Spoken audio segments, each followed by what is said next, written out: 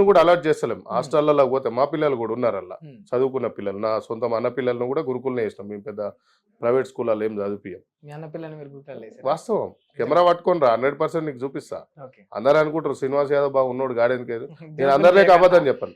Less నిజంగా లేవా 100% చెప్తున్నా. ఒక 50 కోట్లకు ఉండవా? తక్కువ ఈ అమ్మ వేసుకునే కోట్లు 100 ఉన్నాయి కానీ నేను చెప్తున్నా వేసుకునే కోట్లు కాదన్నా, సూట్ కేసులో ఉండే కోట్లు. ఇది 25,000 రూపాయలు కిరాయి ఈ ఆఫీస్. ఇట్లా 4-5 ఆఫీసులు ఉండే ఇంతకుముందు. నెలకు ఇప్పుడు ఈ ఆఫీస్ మెయింటెనెన్స్ వచ్చేసి నెలకు ఎదురుగా కిరాణా షాప్ ఉంటుంది. సో టాపిక్ డైవర్ట్ అవుతుంది. గురుకులాల్లో మా అన్న పిల్లలు చదువుకుంటారు 100% గవర్నమెంట్ లో. ఓకే, నేను చూపించిన తర్వాత మీరు చెప్పాలి. మా చెల్లె పిల్లలు చదువుకుంటారు గవర్నమెంట్ స్కూల్లో. లీడ కూడా మా అన్నదమ్ముల పిల్లలు కూడా చదువుకుంటారు. ఓకే, ఇంకేం మేము ఏదో మేము పెద్ద పబ్లిక్ స్కూళ్ళను అల్లనో ఇలా చదివించాలనేది ఏం లేదు. గవర్నమెంట్ స్కూళ్ళలో చదువుకున్నోడే ఇవాళ ఐఏఎస్లు ఐపీఎస్లు అయ్యారు. ఏదో ఆనాడు అదే గవర్నమెంట్ స్కూళ్ళలోనే పానాలు కూడా పోగొట్టుకుంటున్నారన్న. ఏడబోలే స్కూళ్ళల్లో ఏడబోలే. సరే గురుకులాల్లో అయితే గురుకులాల్లో ఎవరు కాంట్రాక్టరు? ఇప్పుడు నువ్వు బండి నడుపుతున్నావు, మెకానిక్ నమ్మి సర్వీసింగ్ ఇచ్చినావు, ఆడు బోల్ట్ తీసేసిండు అనుకో, పడ్డోని నిన్నే తిట్టారు. అది పడ్డోని నిన్నే తిడతారు. తాగి పడ్డాడో వీడు లేకుంటే నడపరాక పడ్డాడో అంటారు. కానీ ఆ మెకానిక్ బోల్ట్ తీసేసిండు అన్న విషయం ఒకటి చెప్పాలి. ఆ మాస్టర్ కూడా అంటోడు, అక్కడ ఉన్న కాంట్రాక్టర్ అంటోడు మెకానిక్ లెక్క. ఆ మెకానిక్ అంటోడు అక్కడ ఏం చేసిండు అనేది తెలియదు. ఓకేనా, అవి అయినాయి చేపిస్తురా.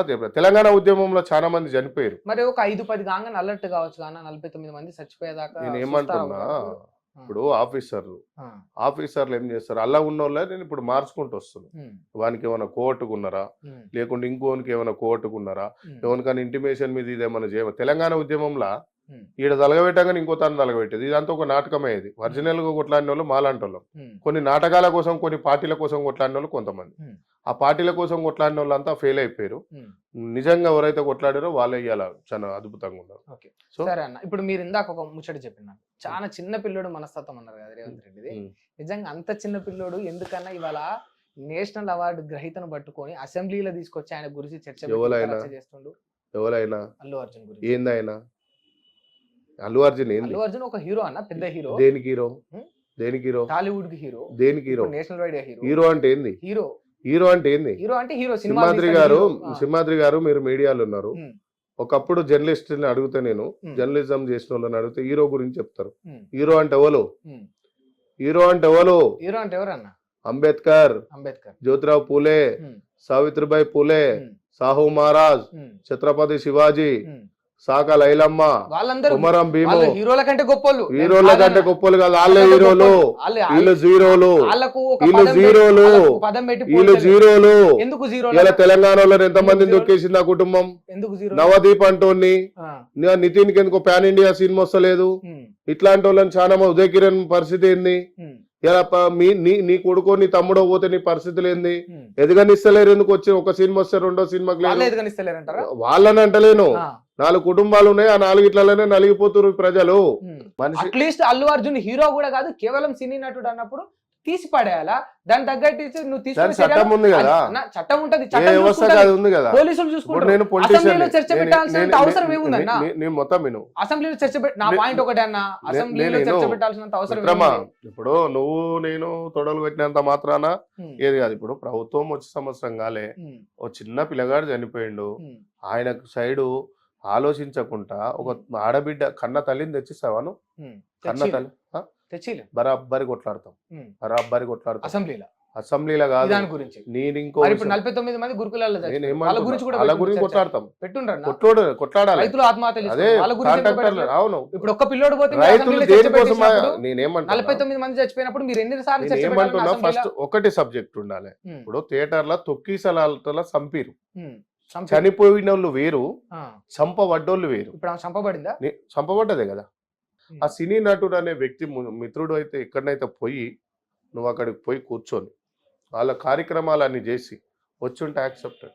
మరి మీరు పోయిరా రాజకీయంగా? 100% పోయారు. ఎవరు పోలేదు?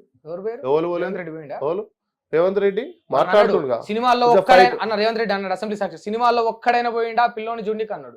రేవంత్ రెడ్డి పోయినా? మేమంతా పోయినోళ్ళమే, ఒకళ్ళిద్దరం ఏం కాదు, ఒక 50 మంది దాకా. మొన్ననే మా ఉస్మానియా యూనివర్సిటీ విద్యార్థులు కూడా పోయారు. కాకతీయ నుంచి మా కాంగ్రెస్ ఎన్ఎస్ఓ యూత్ కాంగ్రెస్ వాళ్ళు పోయారు, జిల్లా అధ్యక్షులు పోయారు. కార్యకర్తలు నేనేమంటున్నా ఆయన చెప్పేను, వాళ్ళు కూడా ఎందుకు గంధాలయమే చైర్మన్లు పోయారు, మా స్టేట్ చైర్మన్ బెలయ్య నాయక్ పోయిండు, వీళ్ళందరూ పోయారు. సీఎం అనేట ఆయన అసెంబ్లీలో గంట టైం ఇచ్చి ఒక ఆడబిడ్డ కోసం మాట్లాడిండు. ఇంత పెద్ద చరిత్ర ఎక్కడ ఉండదు. ఎవరైనా చనిపోతే లైట్ తీసుకోరు ప్రతి ఒక్కరు, కానీ ఆయన నిలబడి మాట్లాడండి. ఎందుకంటే అది నేనేమంటున్నా డైవర్షన్ పాలిటిక్స్ అని అంటారు. ఎట్లా రాష్ట్రంలో ప్రభుత్వం చేసే తప్పిదాలు కనిపించకుండా ప్రభుత్వం ఇచ్చిన ప్రజలేం గురించి చర్చించకుండా ఒకప్పుడు ఉండేది. ఏముండేది చెప్పు? ఏముండేదన్నా? చదువుకోనోళ్ళు ఊళ్ళో ఒక దొరాయన ఉంటే ఆయన కాడ పైసలు దాపెట్టి లెక్కలలో మోసపోయి జీవితాలు మోసపోయారు. ఇవాళ ఇంటిలో మినిమం చదువుకున్న వాళ్ళు 10, 12, 15, 18 పీజీఓ పిహెచ్డి చేసిన వాళ్ళు ఉన్నారు. ఐఎమ్ గ్రాడ్యుయేటర్ పోయి మినిమం ఫోన్ వాడుతుండు. ఆయన చెప్పంగా తప్పుదారు పట్టియంగా నేనేం తప్పుకోరు కదా. నేను ఈ గల్లీలో సిమెంట్ రోడ్ వేయించినాను నిన్న అని చెప్పింది అనుకో, టీవీ వాళ్ళు నమ్ముతారేమో. ఓకే, అక్కడ ప్రజలు నమ్మరు. ఏడు దొంగ మాటలు చెప్పిండు కదా టీవీలో అని మనసులు ఉంటది. ఓట్లు వేసేటప్పుడు తంతారు. మొన్న అదే పిచ్చిలు వేసి కేసీఆర్ని ఓడగొట్టారు. నేను తప్పు చేస్తే రేపు ఓడగొడతారు కదా. ప్రజల నిర్ణయం. నేను చెప్పవలసింది లీడర్లకు నాయకులకు కాదు, ప్రజలకు చెప్తాం. ప్రజలకు 100% సమాధానాలు. సరే అన్న, అంటే ఈ విషయాలన్నీ బాగానే ఉన్నాయి. మనం మొదట ఒక అంశం మాట్లాడుకున్నాం, ఇదంతా కూడా డైవర్ట్ అయిపోయింది. ఆఫీస్ లేదన్నా, మీ గురించి అంటే ఈ యొక్క బీసీలు రాజ్యం రావాలి, బీసీలు ఎదగాలి అంటున్నారు కదా అన్న. భవిష్యత్తు తరంలో అంటే ఇప్పుడు మీరు ఆల్రెడీ లెక్కేసి పెట్టిండ్రు, ఇంకా 9 ఏళ్ళు కాంగ్రెసే ఉంటదని. మరి ఇంకొక 4 ఏళ్ల తర్వాత మళ్ళీ కాంగ్రెసే వస్తే ఎవరన్నా తెలంగాణ రాష్ట్రానికి ముఖ్యమంత్రి? పార్టీ నిర్ణయం మల్లారెడ్డిని నిర్ణయిస్తే ఉంటారు. బుద్ధి లేదు. మరి మీ చేతుల్లో బుద్ధి లేదని అంటున్నారు కదా, మరి అటువంటి పార్టీలో మీరున్నారు. నేనేమంటున్నా, ఒక నన్ను వినండి అన్న, నా మాట వినండి ప్లీజ్. నన్ను డైవర్ట్ కానివ్వకండి, నన్ను డైవర్ట్ చేయకండి. నేనేమంటున్నా, మీరు నిర్ణయించుకునే శక్తి లేదు. కాంగ్రెస్ లో ఉన్నాను కానీ నేనేమంటున్నా, మీరు నిర్ణయించుకునే శక్తి లేదు మీకు, అటువంటి పార్టీలో మీరు ఇవాళ ఉన్నారు అంటున్నా. ఇప్పుడు బీఆర్ఎస్ పార్టీలో ఉన్నారు. నేను స్వార్థంతో లేను అని చెప్పిన. ఇలా ఏమిట్లు ఏం లేను, పూటకో పార్టీ చేంజ్ చేస్తాడు, డిప్యూటీ సీఎం వెనుక టీవీలలో పడుతుంది. నువ్వు వస్తుంటే నా ఫ్లెక్స్ ఇట్లా బ్యానర్ ఇట్లా ఆఫీస్ ఎక్కుతుంటేనే డిప్యూటీ సీఎం ఫోటో ఉంటుంది ఆడ. చూసిరో లేదో మీరు? బట్టి సార్ది ఫోటో ఉంటది. నేను బట్టి సార్తోని నాకు తెలిసి రేర్ గా ఎలక్షన్ లో గెలవ ముందుకు బట్టి సార్తో 10 సార్లు కలిసిన రోజు. ఆయన ఎమ్మడి ఉండే. ఈ రోజు గెలిచిన తర్వాత 5 సార్లు కలిసిన. నేనేమంటున్నా అంటే ఆయనకు ఉండే పనులు ఉంటాయి. రాష్ట్రానికి ఒక డిప్యూటీ సీఎం, ఆయనకు ఉండే ఎందుకు డిస్టర్బ్ చేయాలి? నేనా పైరవీకారిని కాదు, నేనా 10 మంది కాంటాక్ట్ లో బిల్లులు పట్టుకోయేటోని కాదు, నేనా పోయే టెండర్లు అడిగేటోని కాదు. పార్టీ గెలిచింది, పార్టీ గెలవ ముందు కష్టపడ్డా, పార్టీ గెలిచినాక రెస్ట్ తీసుకుంటా. మరి ఇట్లా రెస్ట్ తీసుకుంటున్నందుకే ఇంకా కూడా మీరు అంటున్నట్టు బీసీలతో ఎస్సీలతో రాజ్యం వస్తలేదు. నేను ఏమంటున్నా, బీసీలు ఉసిరికాయలు లాంటి వాళ్ళు. ఓ సంచిలో కట్టినప్పుడు అక్కడ ఉంటారు, ఇప్పేసిన మా గోటీల కంటే ఎక్కువ విడిపోతారు.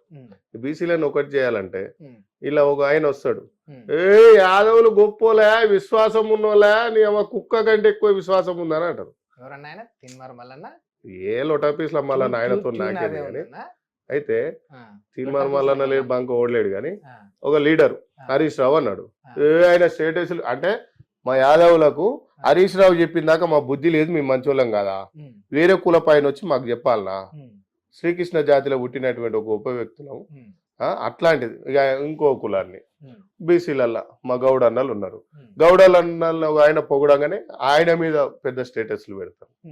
ఇంకా భువనగిరి పోయి బెల్లి లలిత మంచిది పుట్టిన గడ్డ అనగానే ఆడ పొంగిపోతారు వాళ్ళ కుటుంబం.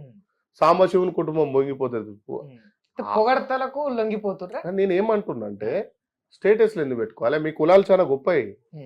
ఎస్సీ ఎస్టీ బీసీలలో ఉన్న కులాలు చాలా గొప్పవి. ఆ కులాలని మామూలుగా కష్టాల వల్లే దానికి సంబంధించిన ఆనాటి నాయకులు, ఈనాటి నాయకులంతా మొక్కేటోళ్ళే గాని. అంతే కదా, అంతే కదా.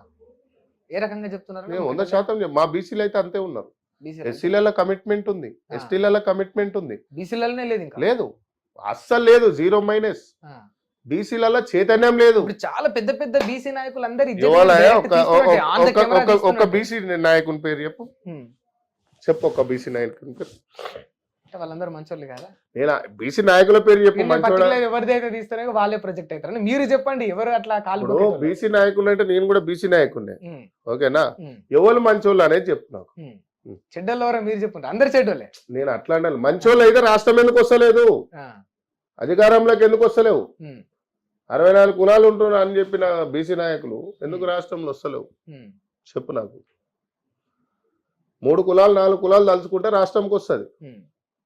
ఎస్సీ ఎస్టీ బీసీలలో బలమైన కులాలు 2-3 ఉంటాయి. ఆ కులాలు కరెక్ట్ నిలబడితే రాష్ట్రంలో రాజాధికారం. మీరు అంటున్నారు, నేను అదే నేను అడుగుతున్నా. నువ్వు అడగాల మీడియా ప్రజాప్రతినిధిగా, నేను లీడర్ గా ప్రతినిధిగా మాట్లాడుతున్నా, ప్రజా విలేకరిగా నువ్వు అడగాలి. నేను అడుగుతా, బట్ అల్టిమేట్ గా పని చేయాల్సింది మాత్రం మీరే కదా. నువ్వు కూడా చేయొచ్చు. నువ్వు కూడా బహుజన బిడ్డవే అనుకుంటా నాకు తెలిసి. బహుజన బిడ్డకు చెప్పు, అంబేద్కర్ సార్ చెప్పిండుగా, 100కి 85 కూటికి లేని వాళ్ళం కూడితే రాజ్యం అన్నాడే మాన్య అంబేద్కర్. 100కి 85% తిండికి లేని వాళ్ళం తిప్పల పడుతున్నాం. కూడమని చెప్పిండు, పిడికిలు కొట్టమని చెప్పిండు. ఏడా లోక్సభలల్లా గుద్దేటప్పుడు ఎలక్షన్లప్పుడు ఎడిపోతున్నావు? మా దాంట్లోకి వెళ్ళి ఉంది, మా గొల్లల దాంట్లోకి వెళ్ళి ఒక్కరిని చూసుకుంటాడు. ఏ లీడర్ అయినా, ఏ పార్టీ లీడర్ అయినా, తీసుమార్కాడు మావాడు అది అని రూమ్ లో ఉన్నాడు చెప్తాడు 4 పరిచయం. ఆడిగా కింద మెట్ల మీద కాదు బొరుకుంటా పోతూనే ఉంటాడు ఇంటి దాకా. దానికి అప్పటికే ఖుషి, ఓకేనా? ఇంకో కులపైన పిలుస్తాడు, ఆయన మావాడు ఇట్లా అంటాడు, కథ వాడు కూడా బొరుకుంటా పోతాడు. ఇక గీన్నే ముడిచిపోతున్నాం. ఇక ఆయన కింద ఆయన వర్గం మొత్తం ఆయన కింద ఉండాలి. ఇక అందుకని నేను రాసిన కదా మొన్న, ఏమైంది బహుజన నీ బతుకు ఎవని కాలు చెప్పై తిరుగుతున్నావు. గుమ్మడికాయ లాంటి ఎలక్షన్ల ముందు పదవులు ఆశ చూపించి నిమ్మకాయ గింజలు లాంటి పదవులు కూడా ఇస్తలేరు ఎలక్షన్లు అయిపోయిన తెల్లారి.